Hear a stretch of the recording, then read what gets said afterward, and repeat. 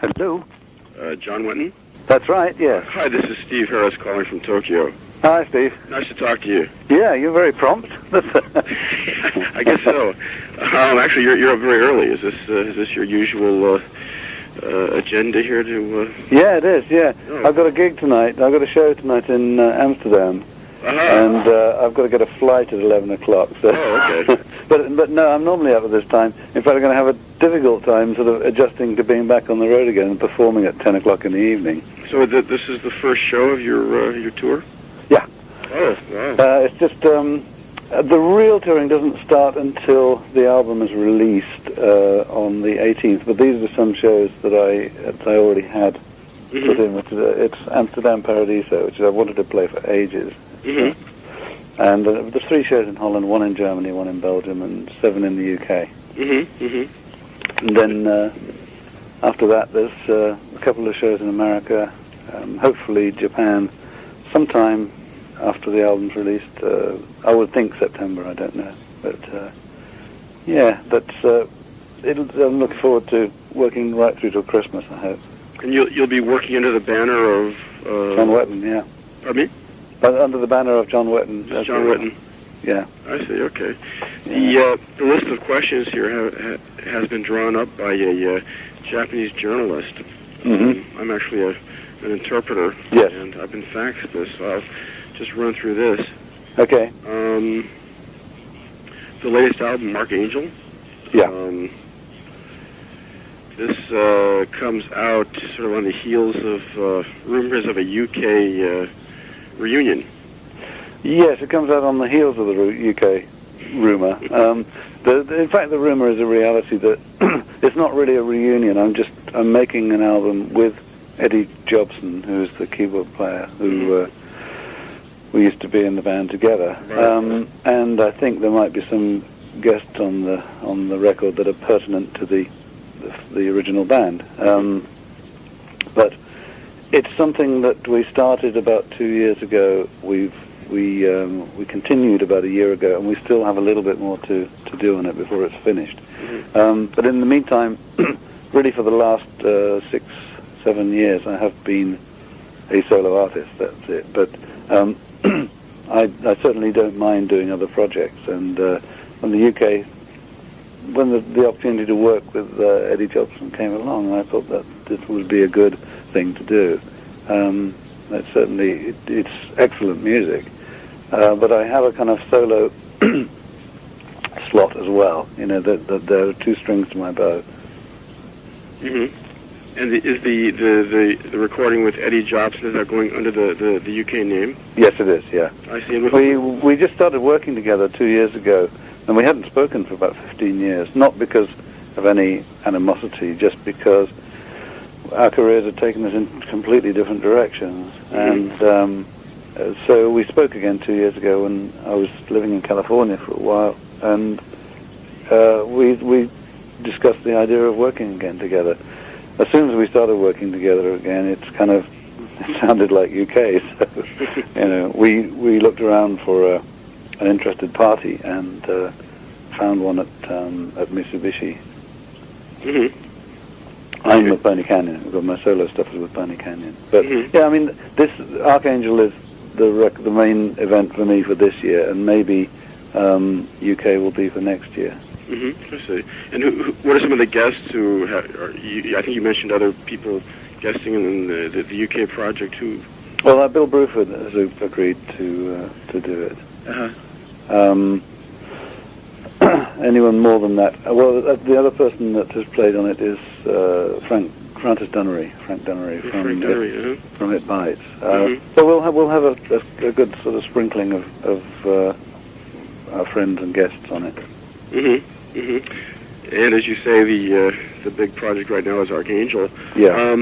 The last one, Voicemail. Yeah. I guess you were touring at that time with with the other guys from It Bites. Uh-huh. Yeah. Who? Let me see here. This is how is it that you changed your band members? Why aren't you still going to be touring with the other guys from It Bites? Well, it's being a solo artist as opposed to being in a band. It's almost like you have your musicians for a while and you know that they'll be moving on. I mean, ultimately, most guys want to be in a band of their own, and even while they were playing with me, the other guys 2 years ago, they were doing shows on their own under a different name, which I don't know what it is. It changed every week. But I knew that I'd only have them for a certain amount of time. And then over the last 2 years, well, up until the last personnel change I had in the band was about a year ago. And since then it's been pretty stable. And we've done quite a lot of work as a unit. There's myself and 3 other guys, Martin Orford on keyboards, Billy Liesegang on guitar, and Thomas Lang on drums. And they're a good unit, and I hope that we'll stay together at least for the rest of this year. How did you happen upon those 3 guys? Oh, through a process of yes. As soon as I came back from Japan on the '94 tour, which was the voicemail tour, the gigs coming up in Europe, and there was a conflict with the other guys in the band who had gigs of their own. So I had to sort of change the band at that point. And I started doing demos for Archangel, doing studio work.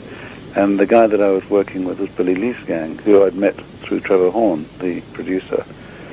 Billy ended up co-producing Archangel. And while we were working together, he introduced me to, as he said, a spectacular Austrian drummer called Thomas Lang. He said, "You've got to use this guy." So I said, "Now, how good can a drummer be? You know, like I played with a few good ones, you know."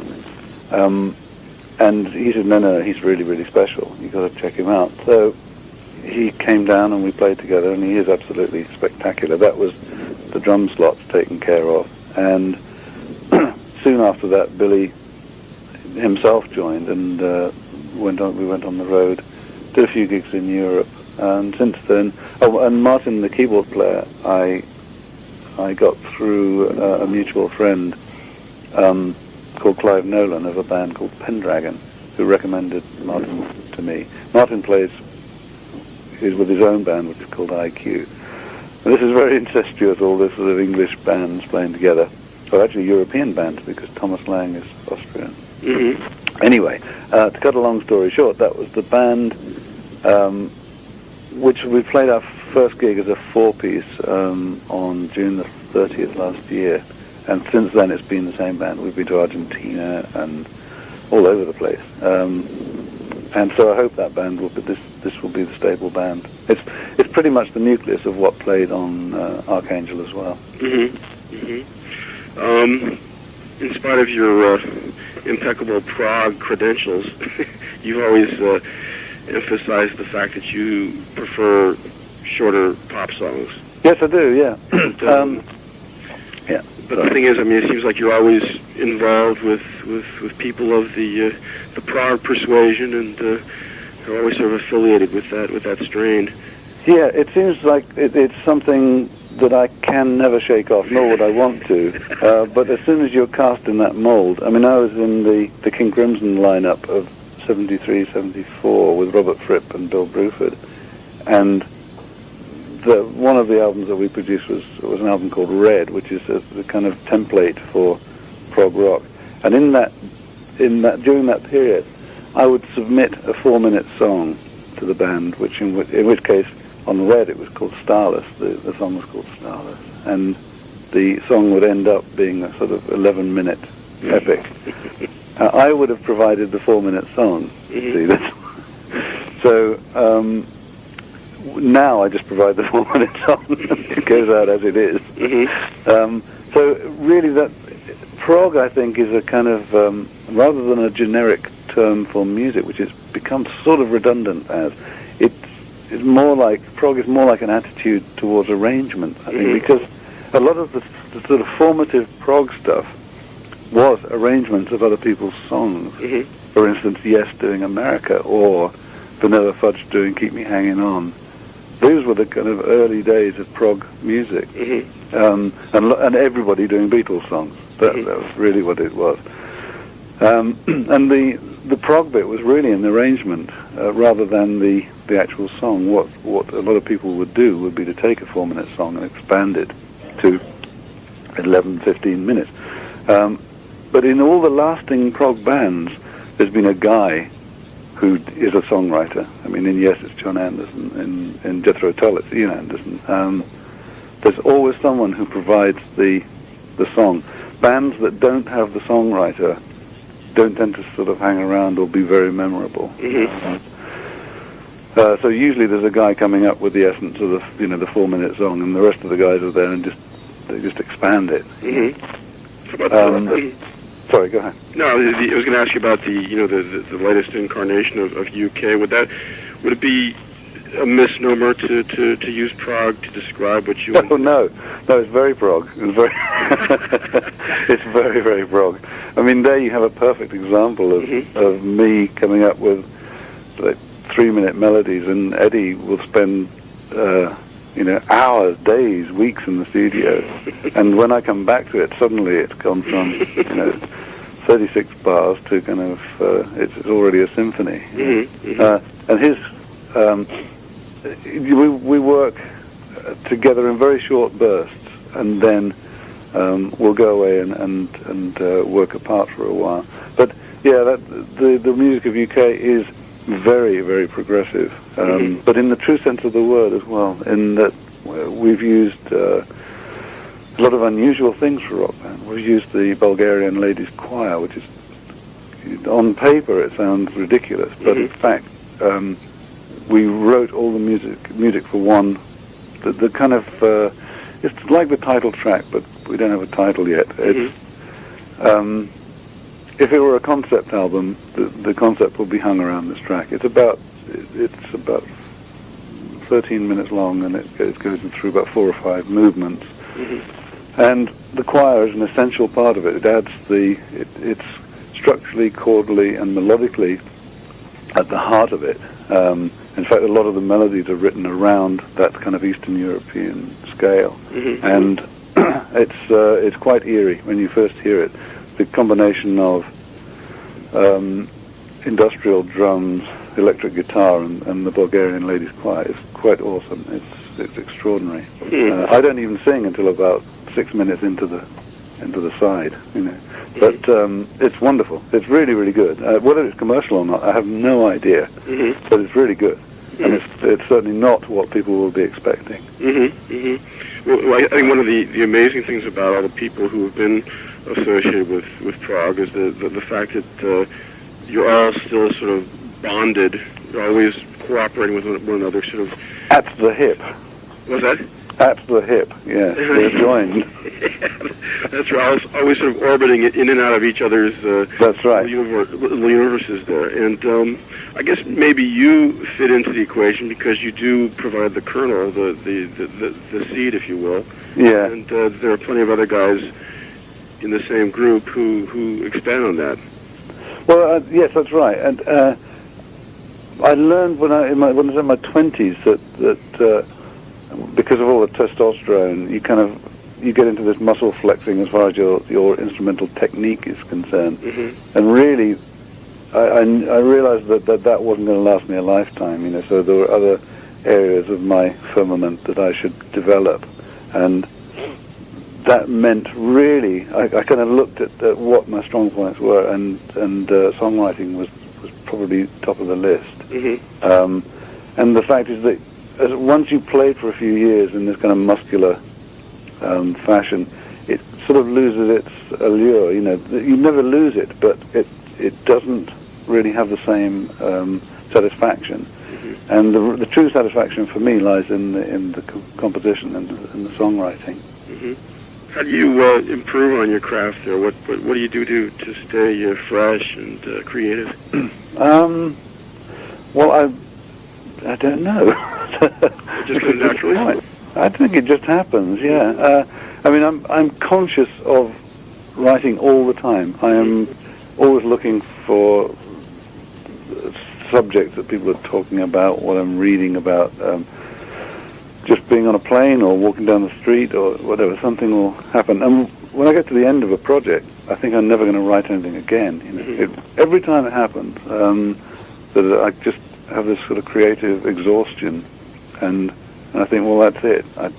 I cannot write anything else. There's just nothing happening at all. And for about 2 weeks, I just go into this creative oblivion. And then suddenly, just bit by bit, gradually, rather not suddenly, gradually, bit by bit, it starts to come back. And I don't know what it is. It's just a desire to write down stuff that I guess other people will just see and not register, or they don't think it's important enough to log. But for me, it can be a melodic idea or a phrase of words, but things will just spark me into action. Do you listen to a lot of stuff to stay current, or? Well, current would probably be a misnomer. I don't listen to lots of modern stuff. It's funny though. I can usually I get a kind of sixth sense about records that are going to do well, and I probably should be working in A&R, but you know, I can hear something on the radio and I can pick out the song that's going to do well as opposed to the one that won't. Sometimes things get through that elude me, but it's funny that there seems to be a kind of in whatever kind of music you listen to, there seems to be some sort of continuity about it in terms of its ear value or its commerciality, something that will appeal, and it doesn't matter whether it's Shostakovich or Don Henley. You know, that they have something in common as far as they will be transferring a real emotion to people. Mm-hmm. So it's something that made me leave my previous band, which was Asia, which was I felt that the music there was wasn't personal enough. It wasn't on a grand scale like King Crimson was, or UK.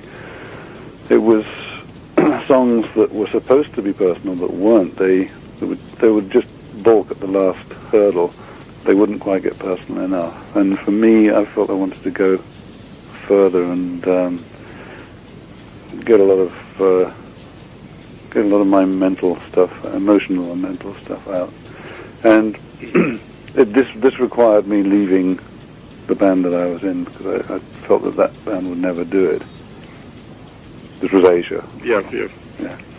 What about Asia was hindering the process? Why were the songs not quite reaching fruition? I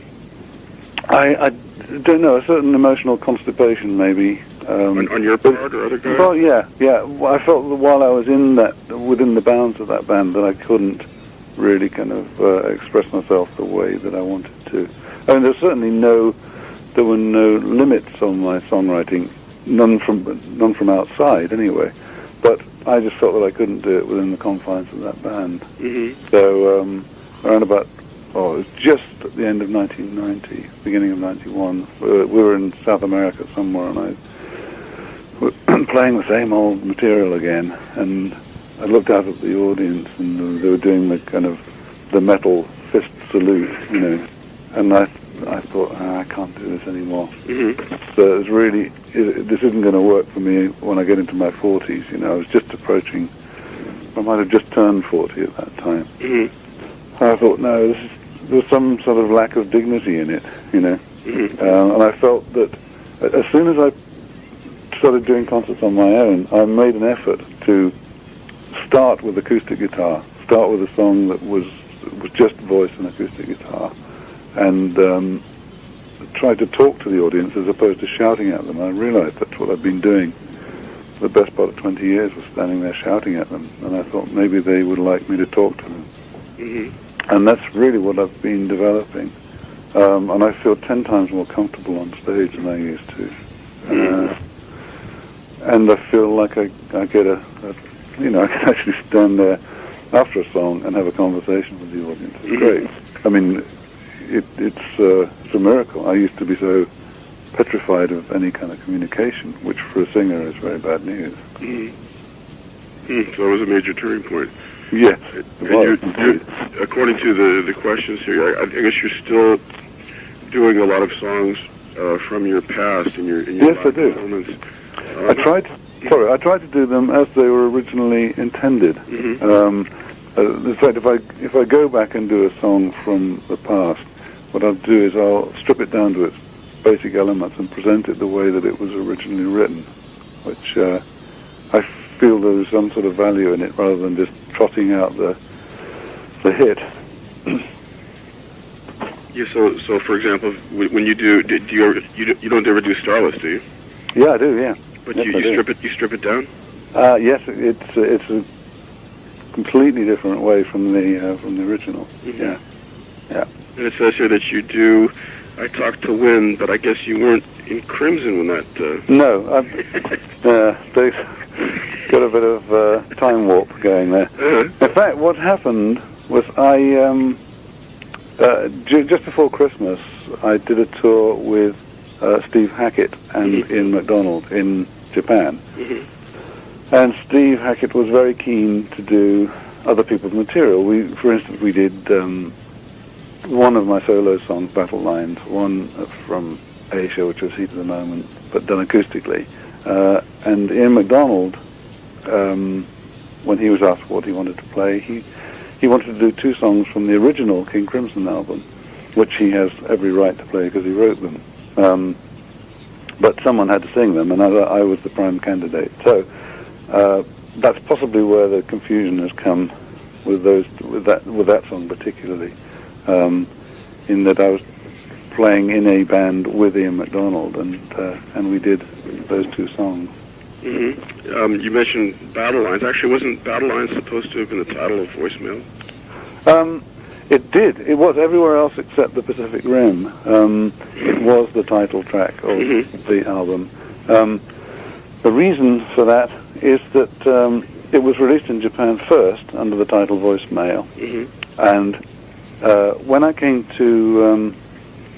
back to the UK, there's a friend of mine who's a film producer, and he called me up and said, "Okay, I've been waiting 2 years for this record. Send it to me. I want to hear it." And I got a phone call about 2 days later saying that he was doing this movie, which was it's a movie it's a historical film about movies, about battles. And it was about the last battle that was fought on British soil, which was the Battle of Culloden in 1745, and which is the subject matter of Braveheart, but about a year before. Unfortunately. Anyway, he heard Battle Lines, decided that he wanted that to be the title track or the main title theme for the movie, and so his company put the record out in the UK alongside the film. So obviously, to capitalize on the movie, the album's title was changed to Battle Lines to fit in with the film. And whenever it was released anywhere else, the local company would have the choice of releasing Voicemail or Battle Lines. I see. Okay. So in a lot of territories, it ended up being Battle Lines. And after the release of Voicemail / Battle Lines, yes, you put out 2 live albums, didn't you? I did indeed, yeah. Well, the story behind that was that when I was in Japan, the last show I was playing, well, it may have been the penultimate show. I did 3 in Tokyo, and the second show I was doing an interview after the show, and the guy said, "Well, it's going to be a great bootlegger. I'm looking forward to this." And I said, "What?" He said, "Oh, for sure, yeah, there's going to be a bootleg of this tour." And I said, "What do you mean?" He said, "Well, probably about 3 months' time there'll be a live album out." And I said, "Okay. Well, we'll see what we can do about that."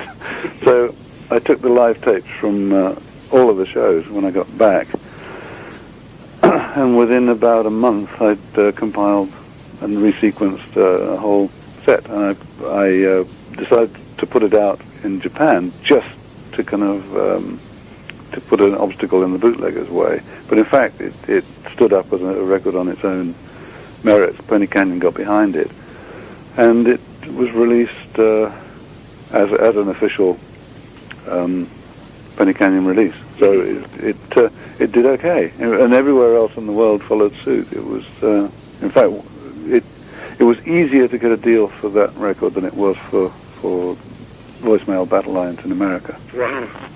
Yeah, which is extraordinary. If you cast your mind back 10 years, a live album would have even got arrested, you know.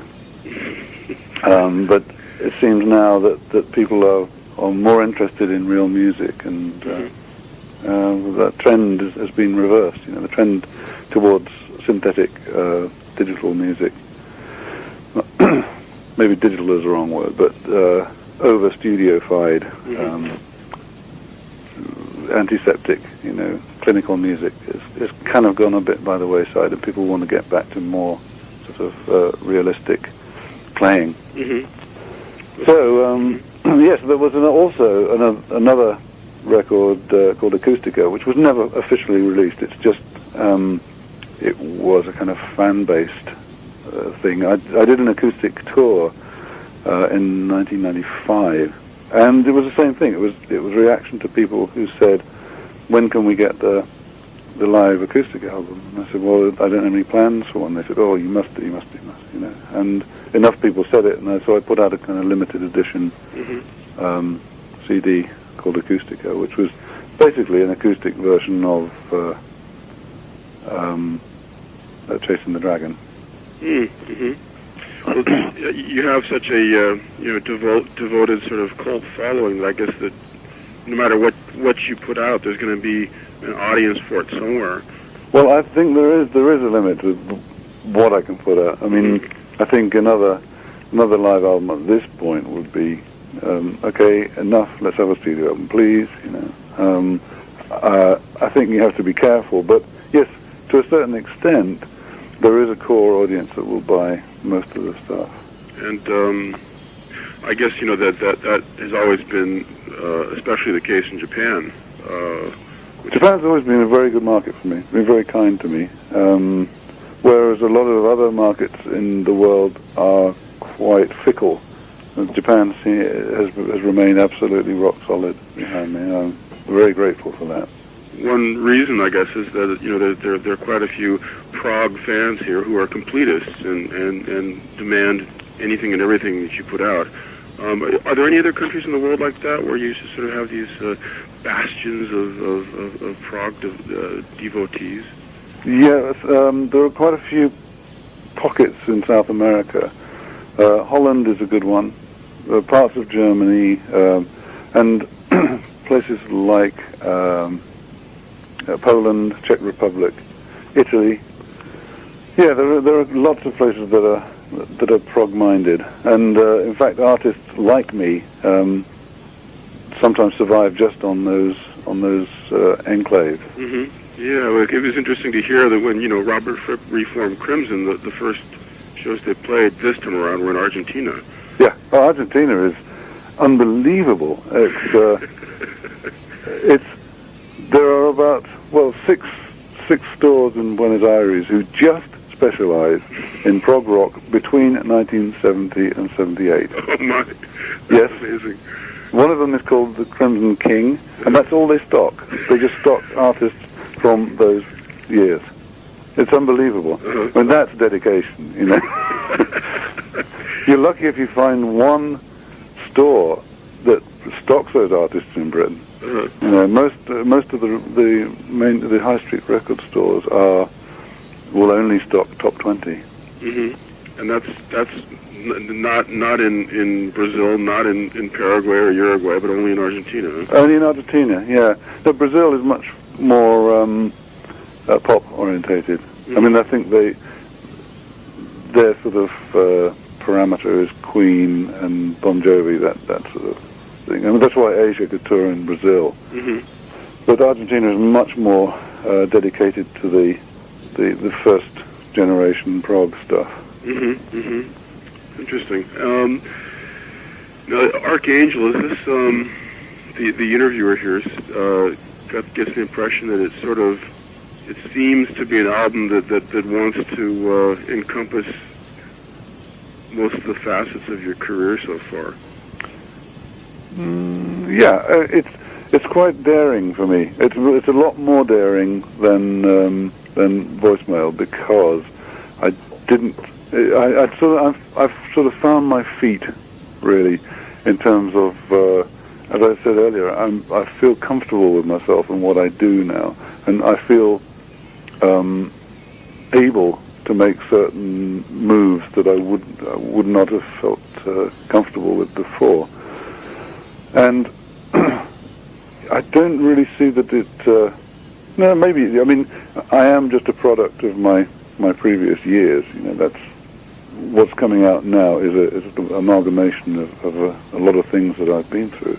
So in that respect, he's right. But I feel that when I was making voicemail, I had a producer and a record company breathing down my neck all the time, keeping me within the bounds of what they saw as being palatable. And this time I didn't have that at all. I just had complete free reign in the studio, and what's come out is absolutely me. Yeah, it's very much it has a lot broader range. It goes from orchestral to acoustic to heavy rock,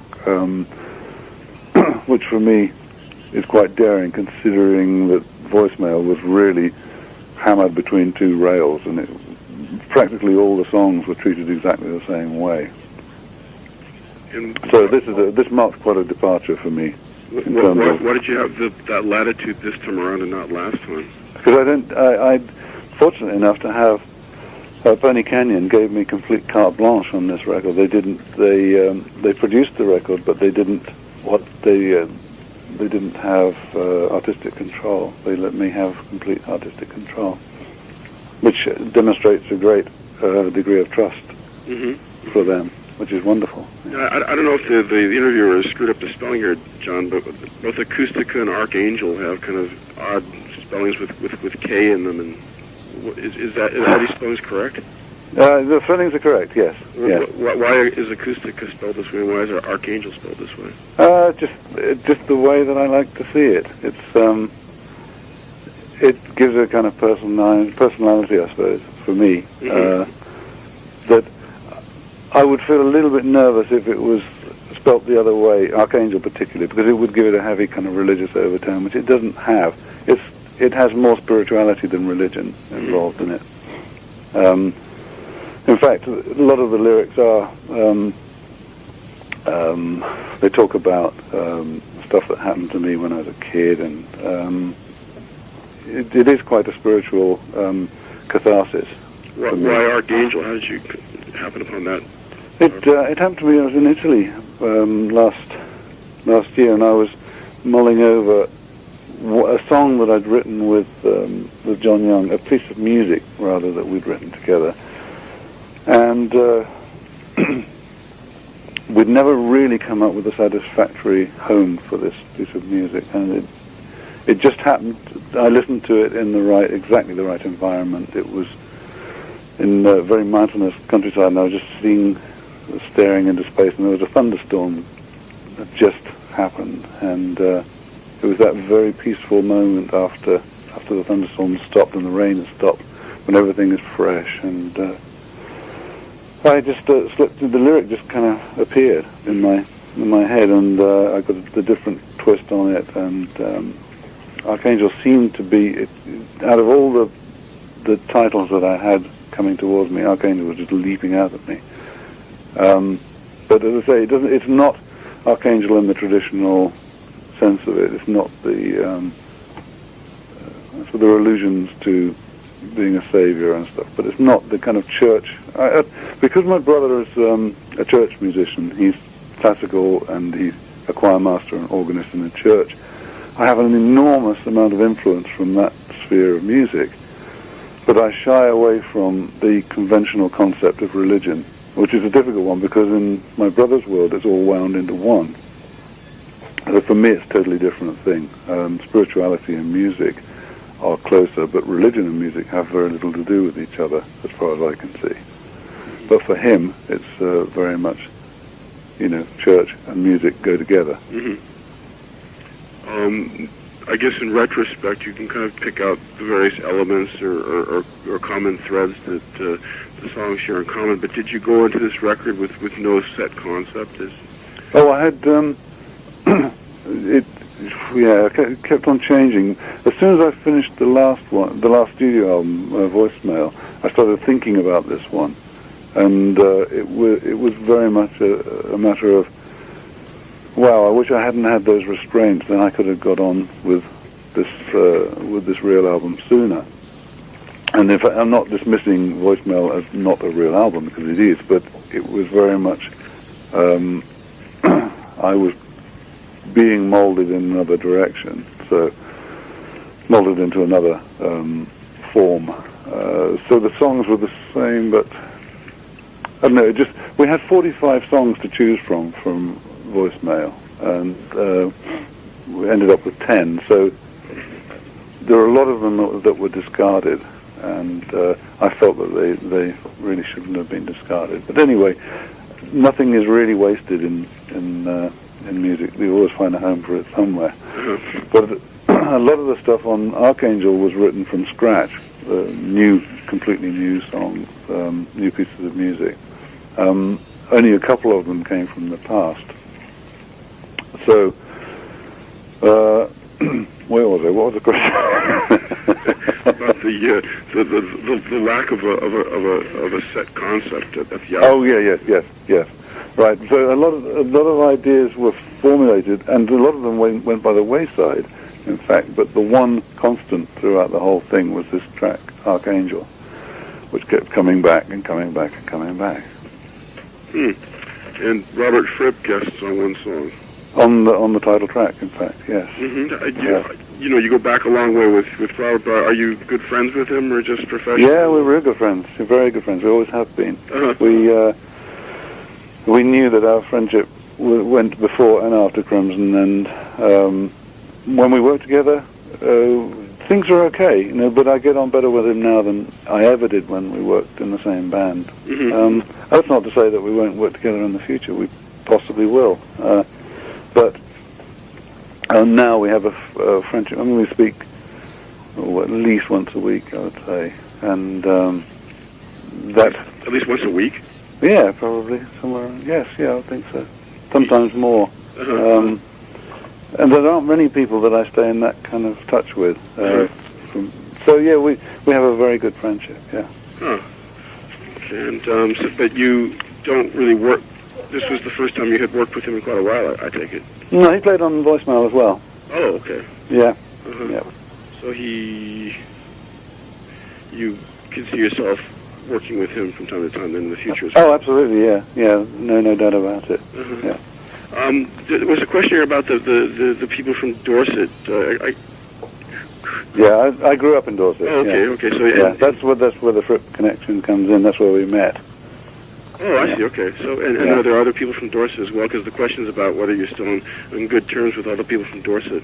Yeah, well, I guess that means practically all of the first King Crimson were from Dorset.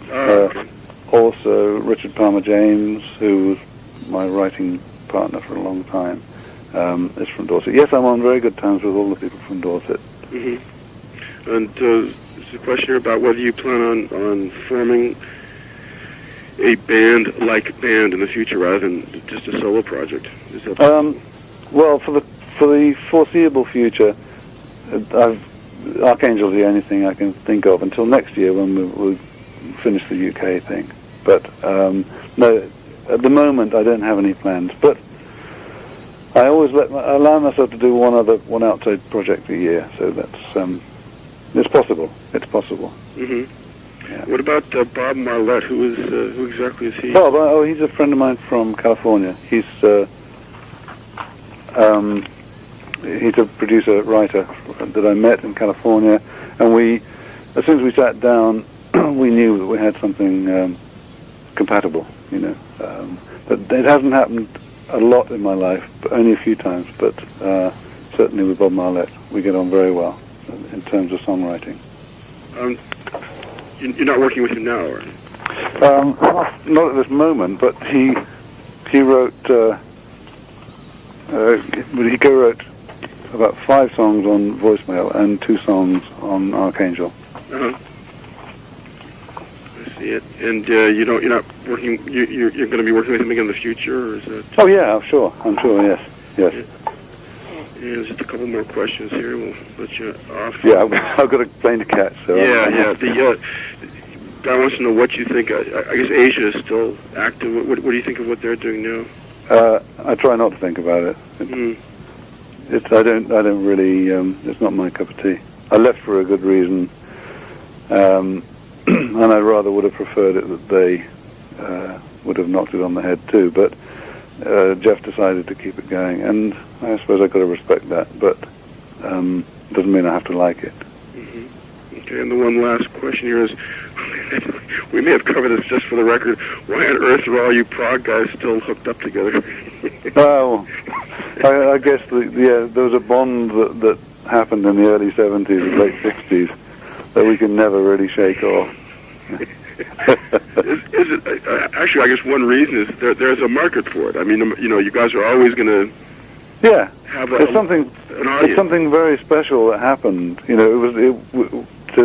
To go through that was rather like the kind of California in the 60s, and it's something that you never forget, really. Some great stuff came out of it. Yeah, absolutely. And still does. It's kind of like deadheads, there are prog heads out there. They're just going to That's right. laugh it up, and the funny thing is, there are young ones as well. Yes, people indeed. who weren't even born yet. Oh, there are guys that guys that come to our shows that weren't even born when King Crimson was being recorded. I've got to go, Steve. My wife is dragging me out of the door here. I'm going to miss the plane. I thank you for your time, John. Thanks, Steve. All the best. Bye-bye. Bye.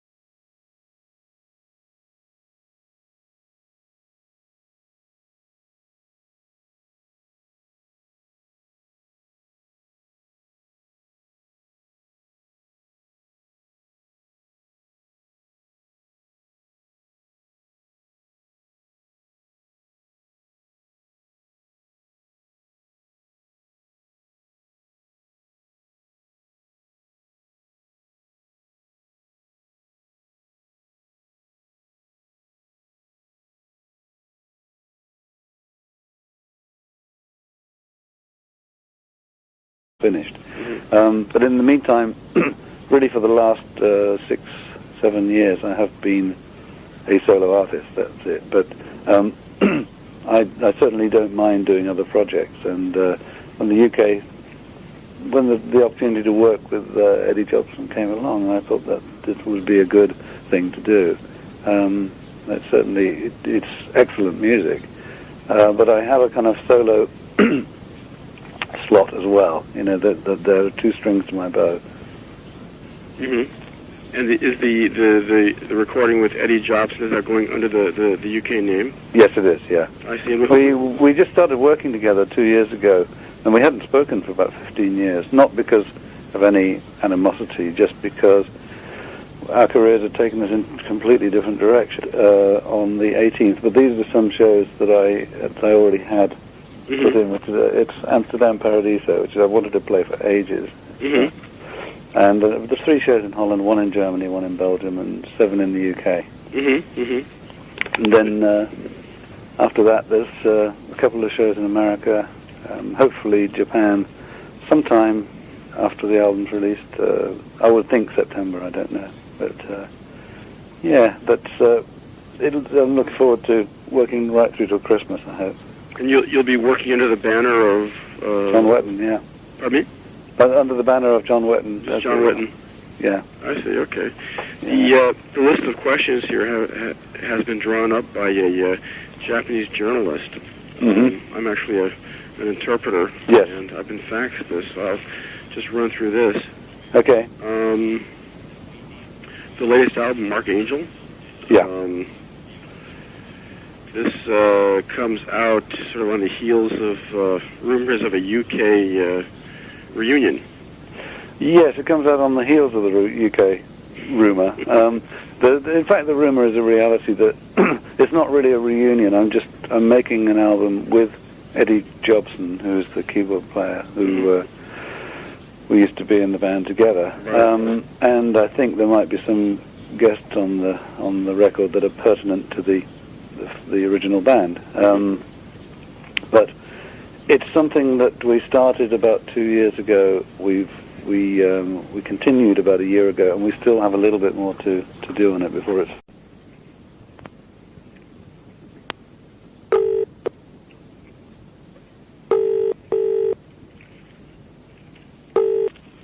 Hello? John Wetton? That's right, yes. Hi, this is Steve Harris calling from Tokyo. Hi, Steve. Nice to talk to you. Yeah, you're very prompt. I guess so.